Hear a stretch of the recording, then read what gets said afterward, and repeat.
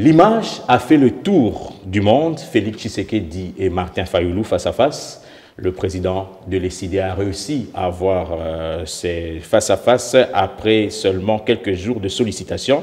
Martin Fayulu a finalement eu gain de cause. Qu'est-ce qu'on peut retenir de cette rencontre? La proposition de la création d'un camp de la patrie. Une image longtemps jugée improbable s'est matérialisée au Palais de la Nation. Martin Fayulu, leader de l'opposition intransigeante depuis 2018, a été reçu par le président Félix Tshisekedi. Un tête-à-tête de plus de 2 heures qui pourrait bien marquer un tournant majeur dans la trajectoire politique de la République démocratique du Congo. 3 jours plus tôt, Fayulu avait lancé un appel solennel en faveur d'un échange direct avec le chef de l'État, évoquant la gravité de la crise sécuritaire dans l'Est. La balkanisation de notre pays que l'on redoute depuis 1960 n'est plus une menace lointaine. Et l'État marche à grands pas. Nous devons l'arrêter. Et pour cela, j'en appelle à un sursaut d'honneur et de responsabilité. Je veux vous voir. La réponse de la présidence ne s'est pas fait attendre. Et le rendez-vous du 5 juin 2025, en présence des collaborateurs proches de Fayulu, a donné corps à ce que certains observateurs qualifient déjà de début de décrispation nationale. Pendant plus de 6 ans, Martin Fayulu a incarné la contestation. Rejetant les résultats de la présidentielle de 2018, il a maintenu une ligne dure, refusant toute reconnaissance du pouvoir de Tshisekedi. Je me considère désormais comme le seul président légitime de la République démocratique du Congo.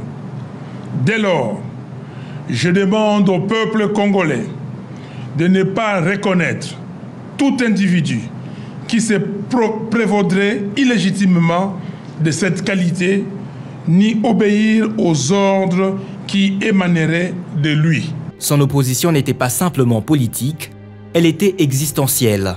Que cette figure appelle aujourd'hui un front commun est donc hautement symbolique.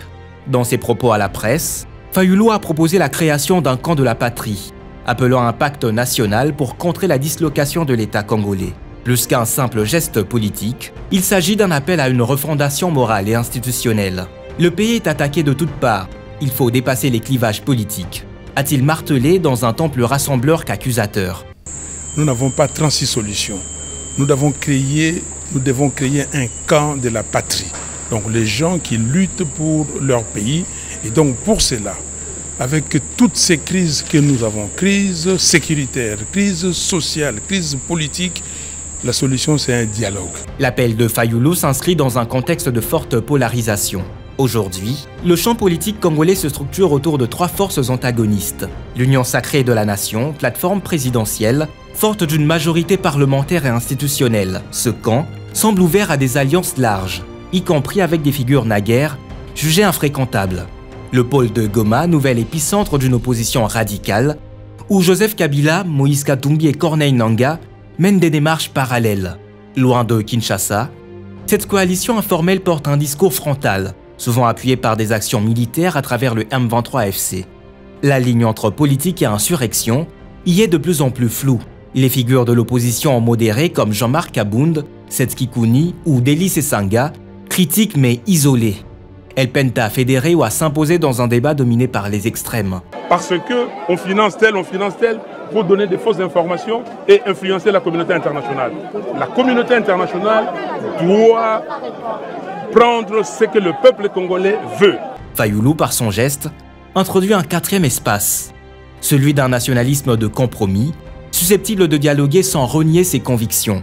Un positionnement inédit dans la dynamique actuelle. La perspective d'un dialogue national, autrefois considéré comme une diversion par une partie de l'opposition, est désormais envisagée comme une nécessité.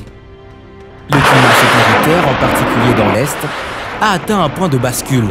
Les rebelles du M23FC, appuyés par le Rwanda, contrôlent plusieurs localités stratégiques. L'ombre de la balkanisation plane de nouveau, exacerbée par la présence de Joseph Kabila dans la région. Je vous dis, il y a des Ouazalènes avec lesquels nous sommes qui ont été approchés par M. Kabila. Nous avons des preuves pour qu'ils puissent se retourner contre les pouvoirs et rejoindre la rébellion de l'AFC M23. Dans ce contexte, le mot dialogue ne résonne plus comme une manœuvre politicienne, mais comme une urgence républicaine. La SENCO et l'ECC, fortes de leur légitimité morale, ont proposé un pacte social réunissant forces politiques, société civile et église. Fayulu s'est fait leur relais auprès de Tshisekedi, qui, selon ses dires, aurait accueilli favorablement la démarche. Donc je lui ai demandé de tout faire pour rencontrer les évêques de la SENCO et les pasteurs de l'ECC pour discuter afin de voir ce pacte social qu'il propose, comment est-ce que nous pouvons le mettre en avant. Donc il m'a compris et il va donner sa réponse très rapidement. Jusqu'ici, tout semblait les opposer. La vision du pouvoir, la légitimité des institutions, les rapports avec l'armée. Aujourd'hui, une convergence semble émerger autour d'un constat partagé. Le pays est en danger et l'unité nationale doit prévaloir. Le chemin vers la rédemption de nos erreurs passées, c'est le dialogue, pas la compétition. Certes, Fayulu continue de rejeter l'idée d'une participation à un gouvernement de coalition. Il a démenti toute ambition pour la primature, écartant les rumeurs d'un rapprochement opportuniste. Mais dans un pays où les lignes bougent vite, cette déclaration n'a pas suffi à faire taire les spéculations. Le camp de la patrie pourrait évoluer selon les circonstances, en plateforme politique hybride, ni majorité présidentielle, ni opposition radicale. Ces points-là n'ont pas fait l'objet de nos discussions. L'événement du 5 juin cristallise les contradictions d'un pays à la croisée des chemins.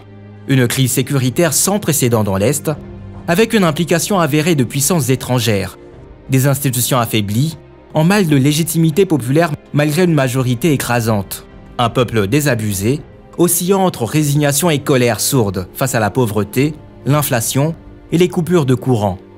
Dans cet écosystème instable, toute tentative de dialogue devient porteuse d'espoir ou d'illusion selon le point de vue. Nous sommes humains. Nous avons lutté dans ces pays. Nous n'avons pas lutté pour que demain les Congos soient balkanisés. Voilà, nous avons dit, lui et moi, et nous sommes dit que jamais sous notre ère que le Congo sera balkanisé. Je suis venu pour ça et pour insister que le dialogue est nécessaire. Mais ce qui semblait impensable hier, Fayulu assis avec Tshisekedi s'est produit. Cela suffit pour l'instant à rouvrir le champ des possibles. Au-delà des calculs politiques, c'est la responsabilité historique qui s'impose. Fayulu, en appelant à dépasser les antagonismes, a peut-être compris qu'il valait mieux peser dans l'avenir du pays que de camper dans le passé contestataire. Tshisekedi, en acceptant la rencontre, a montré un signe d'écoute inespéré. Le chemin vers une véritable cohésion nationale reste semé d'embûches. Mais la rencontre du Palais de la Nation pourrait bien être l'acte d'une tentative de reconstruction, si elle s'accompagne d'actes concrets, inclusion des forces sociales, respect des libertés, réforme du processus électoral, sécurité rétablie dans l'Est, alors la RDC pourrait enfin sortir du cycle infernal de crise et de survie. Sinon, cet instant de dialogue ne sera qu'un moment suspendu, bientôt rattrapé par les pesanteurs d'un système politique qui, depuis trop longtemps, peine à accoucher d'un véritable contrat social.